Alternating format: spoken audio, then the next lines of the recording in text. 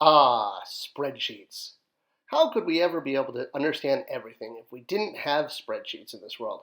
This is Scott ToyGuru Neitlich. I've been in the toy industry for over 25 years, and I've talked before about how spreadsheets are often used by toy companies and content makers to figure out what was a hit and how can we make that a hit again. And hey, if the spreadsheet says it works, it works. But what about existing characters? How do you take an existing comic book character or movie character that's been around for years, even decades, maybe even centuries, and turn it into a toy?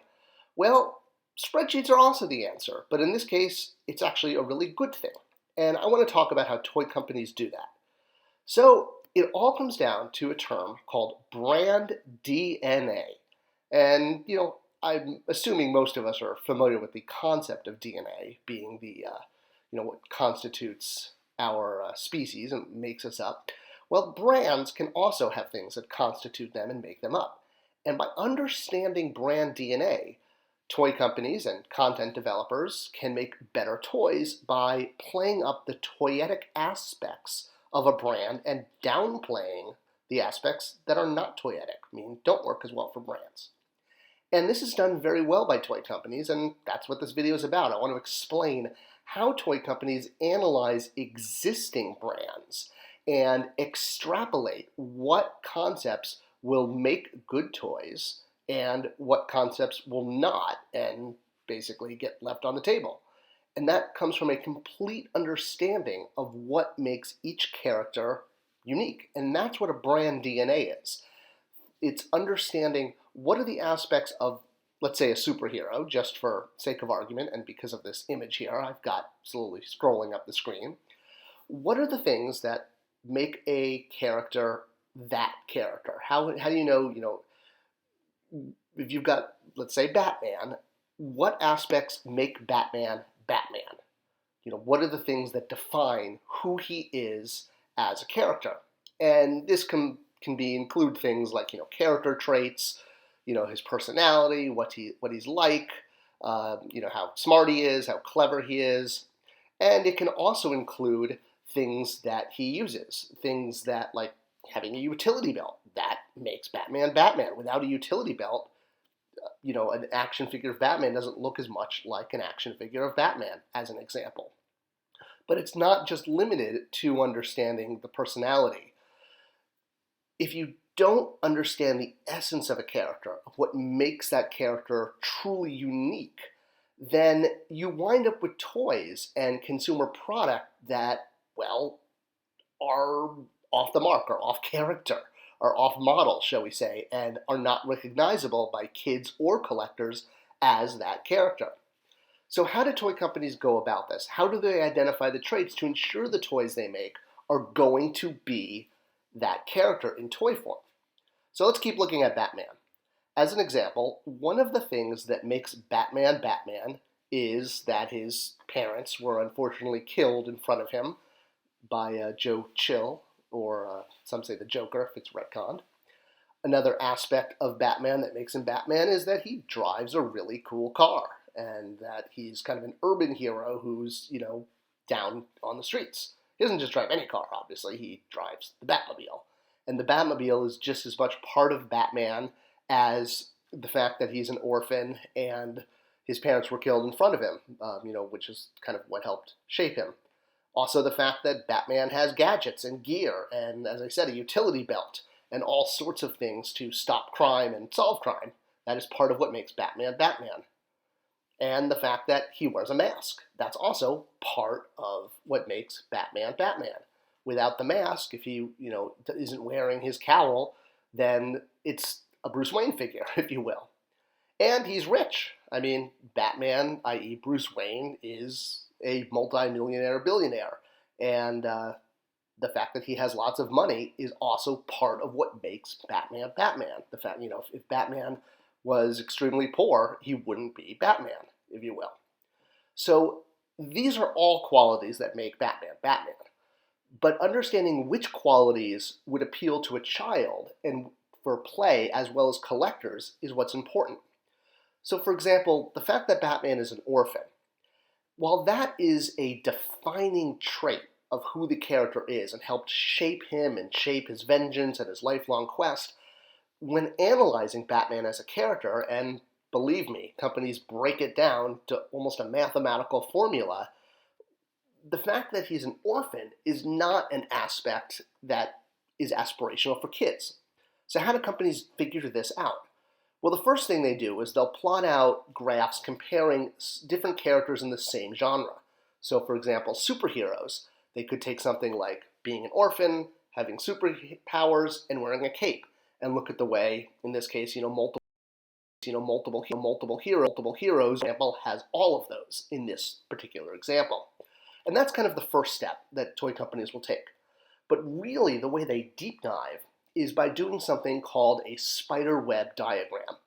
And if you're not familiar with how spiderweb diagrams work, let me explain briefly, because they're really fascinating, and it is interesting how graphing information this way can help clearly show what traits will work for toys. So this is a spiderweb diagram.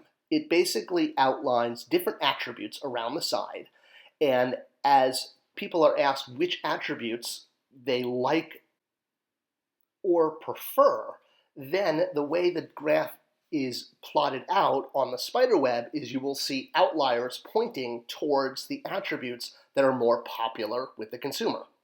So as an example, this is a spiderweb diagram of different coffee attributes. And you could see clearly some of the attributes where you see the graph sort of jutting out from the middle and pointing are the ones that consumers like more. So another visual example of this is this graph here on comparing dog owners between the breed and the type of dog and the activities that they like. So you can see something like exploring, which is at about almost 6 o'clock there at the bottom, has a outlier. So exploring is something that really points out, as well as food, and looks like at 1 o'clock greeting strangers. And this is exactly how toy companies will analyze a character.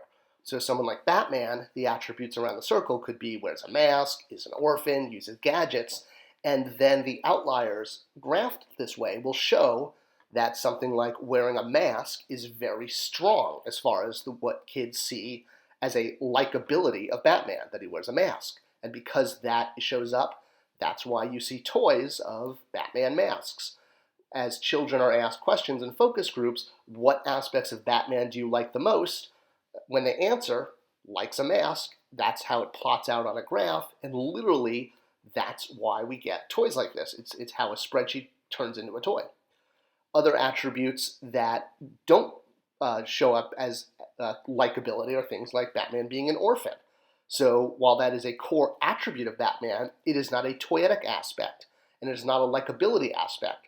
So while you'll see crazy toys of Batman like this, I don't think there's ever been an action figure or toy made recreating the scene where young Bruce Wayne is turned into an orphan. That is not an attribute of Batman that kids or collectors choose as likability.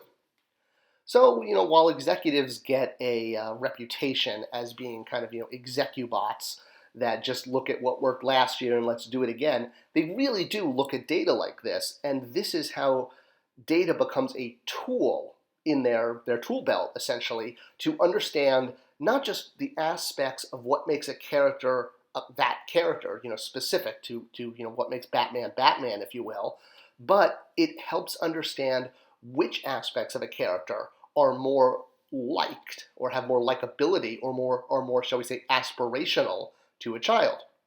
And you can't expect, executives at toy companies to be, jacks of all trades. They're not going to be an expert in every possible IP that comes a toy company's way over, the course of 10 to 20 years. I mean, it could be as, so hugely far-ranging, from superheroes to wrestlers. And, if you're a jack of all trades, you're basically a master of none. So no one's expected to know every IP and every character backwards and forwards. But graphs like this, understanding how a character fits in with other characters in their, kind of realm, like superheroes within superheroes, and then spiderweb graphs that understand and break down which aspects of that character, aspects that make that character, are aspirational for kids. And, again, wears a mask for Batman, aspirational. Being an orphan, not aspirational. But both aspects make Batman Batman. And in one sense, I could see that this is kind of frustrating for adult collectors because we're like, but wait a minute, it's Batman. We could have told you that. I could have told you this without a graph. Why don't you just hire me and I'll tell you this? Well, yes, of course we can go. Companies can go to the fan boards, but in order to speak geek, these type of exercises and these type of graphs really do work, and it does deliver better toys and better product. And this is a perfect example of when spreadsheets, when applied correctly, not only lead to better product, but to better collections and make all of us happy because we get better toys at the end of the day. That is how spreadsheets help define and make toys.